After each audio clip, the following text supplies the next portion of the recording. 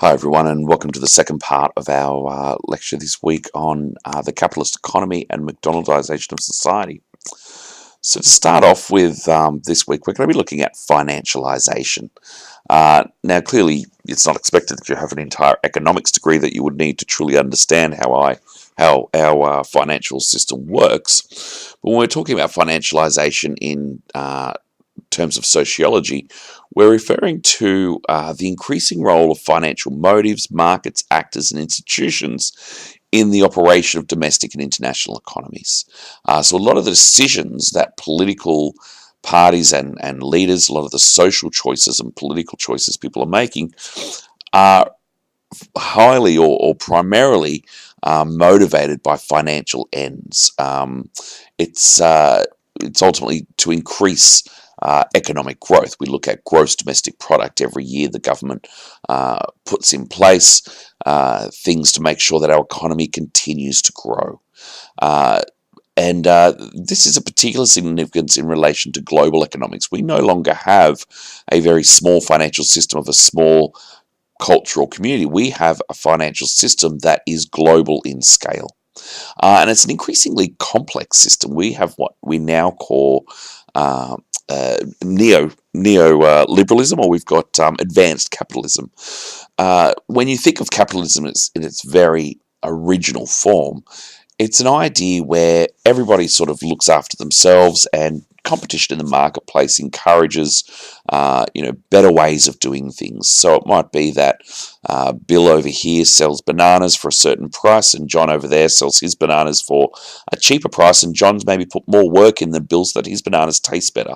Now, in a capitalist economy, John's going to make more money because his bananas taste better, and he's more competitive, and so eventually John will become very rich, and Bill will not do as well. So when Bill fails, his banana shop goes bust, and John's banana shop gets more successful. And so what you find is the survival of the fittest, the person with the most efficient practices wins the day. And it seems to work in theory. If one person's selling shoes, another person over here is selling food, another person over here is selling clothes, each person is encouraged to produce their products at the cheapest possible rate and produce the best quality products they can for the cheapest money, so that they will succeed. And if you don't succeed, hey, you go bankrupt. But that's the way the capitalist economy works. And that all seems to make sense in small-scale systems. What we have now is a much more confusing sort of a system where it's not just about Bill versus John in selling these bananas, and it's almost just an advanced form of barter and trade. Now we have a lot of debt, and we have a lot of interest. Now, interest is only a relatively new concept. Those of you who perhaps watched The Corporation or the Zeitgeist movie for your mini tasks will understand that the system we have now is extremely complicated. You don't just have John and Bill selling their bananas, but you've got perhaps Bill takes out a loan when he starts to bust, and he owes hundreds of thousands of dollars, and now those hundreds of thousands of dollars are earning interest, and the banks are making money off that interest, and perhaps the banks lend out another loan, and then people can actually start to speculate on whether the person is going to pay the loan back or not, and those speculations depend on different prices of the stock market. And without going too in depth about the entire economic system, it has become a very complex system. And most people would think when you go to a bank, that bank has a set amount of money. When a government has a certain amount of, they're in debt, or they've got a certain amount of surplus, that this is actual real money that's sitting there. And it used to be this way. Governments, the way a country's wealth was measured was by the gold standard, so that the English pound could be traded in for a pound of gold. Now that system has long since been abolished. We have a completely new way of sort of measuring finance now. And actually, when you go and get a loan from the bank, $100,000 loan, or whatever the money is, the bank actually creates that money out of thin air. And so you have a system where the entire financial and economic system is based on a system of debt, and that debt earning interest. So much so that if you got all the debt in the world, all the money in the world to pay off all the debt in the world, you'd still be in debt. So the world debt is actually over $52 trillion. which seems very strange when you think, who exactly does the world owe? This sort of complex system, we have a financialization now, um, ultimately helped to create the recent global financial crisis. And this is a really important thing to note in terms of globalization. The financial crisis was ultimately had its roots in loans that were given out to people to buy houses that they couldn't really necessarily afford, and the banks would speculate on that those loans were not going to be paid back, so that they were still making money from lending money that really people couldn't afford, and so that created a housing bubble. House prices were inflated until people really eventually couldn't pay back those loans, and so house prices plummeted. Now, in a very small independent area, if house prices go bust, it's not a big deal. But of course, that then started to affect large banking industries and large financial industries, and that actually reverberated around the world. So we see the current crisis we see in Greece, the crisis that happened in Ireland around the time. Basically, the entire world, Australia also, was left in a very difficult position where the government had to bring in a system of Keynesian economics to stimulate the economy to make sure that we didn't go bust. Ultimately, these small happenings anywhere in the financial system now have global ramifications. And the interesting thing about this, when we think back to our original idea of capitalism itself, is about systems, competition in the marketplace. If you have a system where you're selling your bananas and you're not able to make the money on that, you will go bust. The whole system, your entire business will fail. You go bankrupt. Yet when this occurred to the banks and the large financial sectors, they basically went to the government and said, if you don't come and bail us out and give us all this money, you're going to have some real chaos on your hands in society. Now, the terrible thing about this, or the ironic thing about this, is the whole point of these financial institutions is the capitalist market is competition, and the idea that government doesn't step in to fix that. The government stays out of it, and we have the free, invisible hand of the free market regulating everything. So according to that invisible hand of the market, the banks should have gone bust. But what we had now is a system where the financial sector became guaranteed by the government. It was the taxpayer who had to bail the bank out at the same time as the bank was repossessing homes of the taxpayer. So we have a very interesting and strange system in advanced capitalism at the moment that doesn't seem to be working all that well. So the global financial crisis was ultimately caused, and again, there's a lot of complex reasons here, by weakened regulation. Historically, since the Great Depression, weakened regulation caused the market to collapse. So the government stepped in and said, we need to take certain steps to ensure that this doesn't occur again. We need to make sure that the marketplace is regulated in fairly heavily so that it keeps ticking along fine. But with moves of neoliberalism, telling the government to butt out of the market altogether and to get rid of this regulation in order to create more wealth or more profit, this was ultimately what caused situations like we had with the housing bubble in the United States and the subprime mortgage crisis. That had impacted the world. So neoliberalism has actually had global consequences. So the combined actions of the World Bank, the IMF, and the World Trade Organization could not prevent the market collapsing.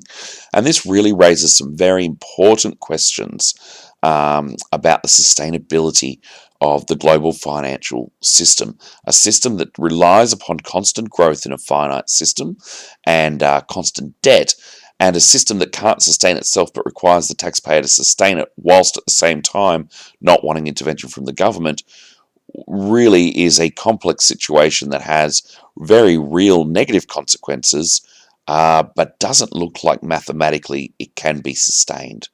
Now, of course, Marx would have a field day with this. He would talk about this, about the anarchy of the marketplace, whereas Bordeaux and Karen Ho basically talks about a culture of liquidity.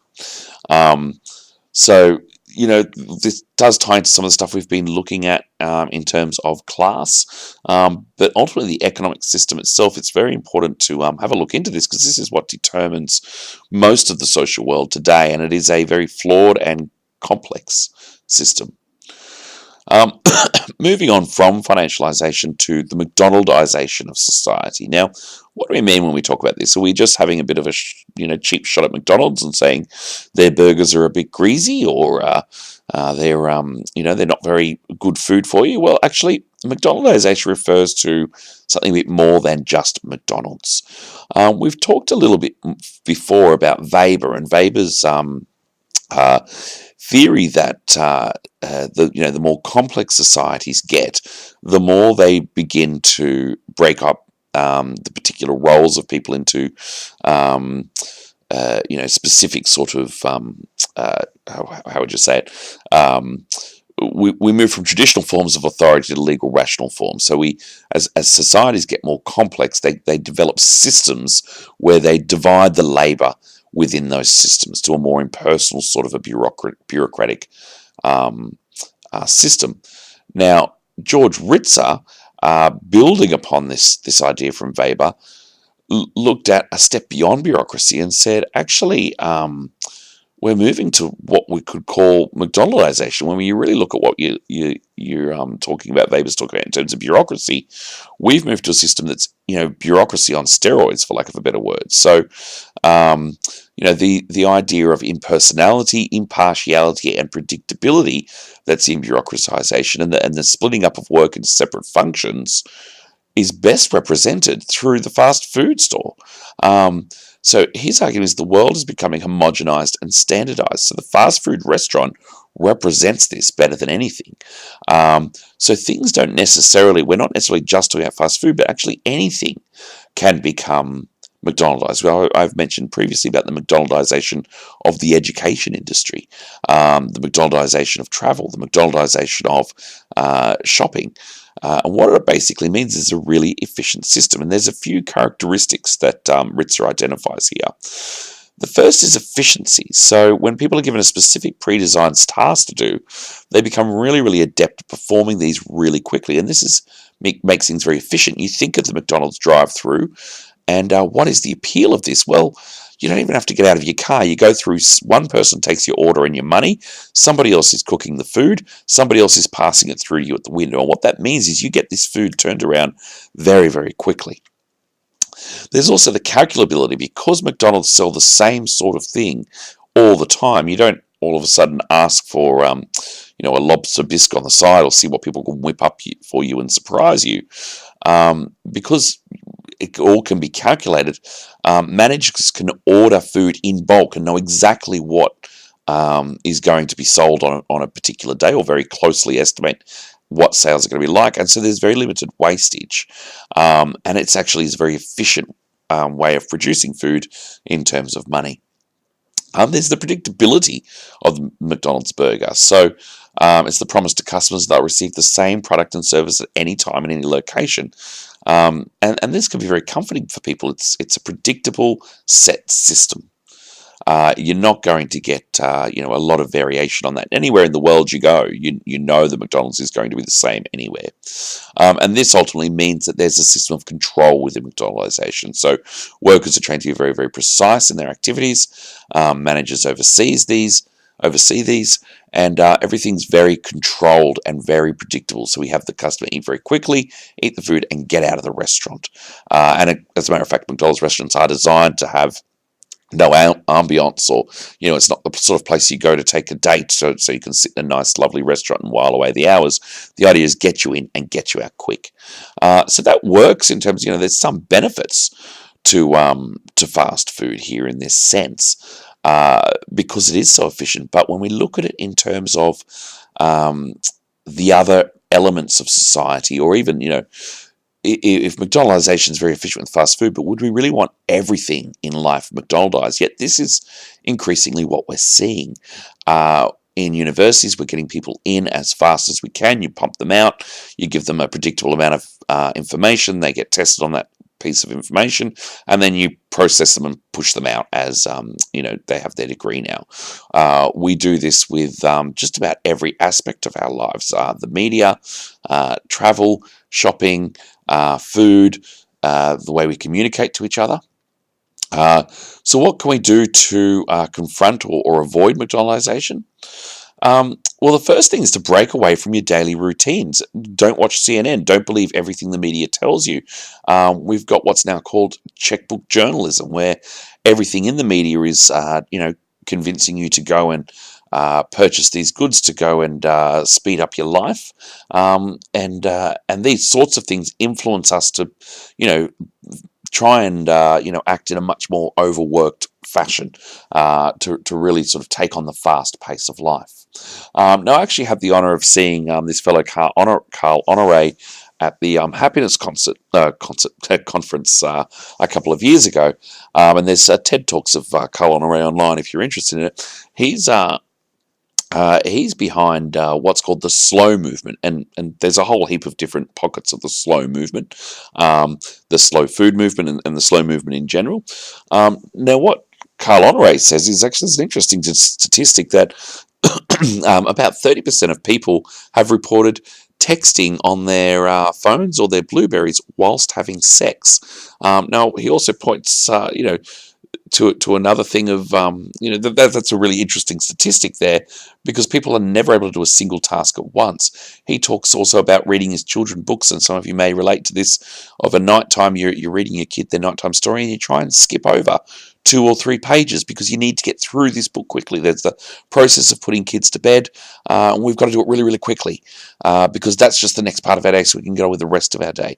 Now, this is true. When I'm driving to work on the way, a long commute to work, I often try and make a lot of my business calls at that time, because multitasking there, I'm saving time. And I actually have to say I'm guilty also of trying to get that whole kids' bedtime routine done as quickly as possible to move on to the next task. The ultimate point of this is that we're constantly multitasking.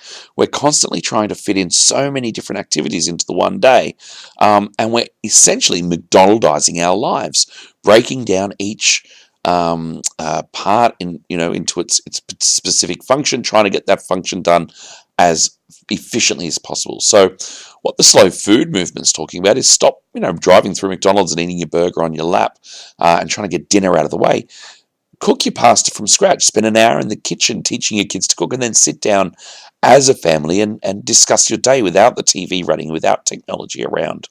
And this is the slow movement is picking up pace in a lot of different areas, in a lot of different pockets around the world. The other thing you can do to combat McDonaldization is avoid chains of any kinds. Don't turn up to your local supermarket where it's all there, it's all homogenized, it's all bought into the one spot, which is very efficient, but you're not actually supporting your local farmer. Go to the farmers markets, so talk to your butcher, go back to those natural roots of things. Similarly with, I talked about the McDonaldization of travel. Think about the Kentucky tour. What we see a lot of people doing now is they go, well, I've only got a 2-week holiday break. I'm going to try and see as much of Europe as I can. So I'm going to go on this quick bus tour where I stop one day in every country in Europe, and I'll take a photo by the Leaning Tower of Pisa. I'll take a photo by the Eiffel Tower. I'll take another quick photo with Big Ben. And hey, look, I can take all these photos back and show my friends, and I've seen Europe now. But the question is, have you really seen Europe? You've really done a McDonaldization tour of Europe. Have you actually lived in Paris and learn to speak the language, or learn to really absorb the culture? No, you've just gotten the quick happy snaps everywhere. So you're not actually absorbing or taking this stuff in. So better to go to one locality and get to know the people. Avoid classes with multiple choice computer marked tests. If this is unavailable, curl the edges of the answer sheet so the computer spits it out. This is what Ritz would say. I would actually ask, please don't curl up the answer sheet on your exam, because it's going to create an absolute nightmare for myself or any other markers. But the reason they say this is because, or the reason we so like multiple choice tests in university is because they're computer marked.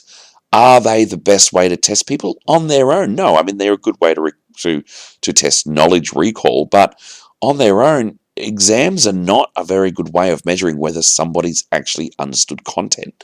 You can go and rote learn all the theorists from this course and all the definitions that we give, and sit down and get 100% on the exam without actually understanding why McDonaldization is important, or why Marx's Communist Manifesto was important. Memorizing mere facts about it are not going to actually help you understand the importance of the concepts. But increasingly, the education system is moving away from really understanding, degrees in philosophy or ethics or degrees that are really, art and photography, degrees that are there to help enrich your life are becoming more and more rare, and universities are really becoming like the fast food restaurant. You get people in, and you try and efficiently get them in and out as fast as they can. You get as many in as you can, make as much money as you can, make it as predictable as you can, and push them out the other end.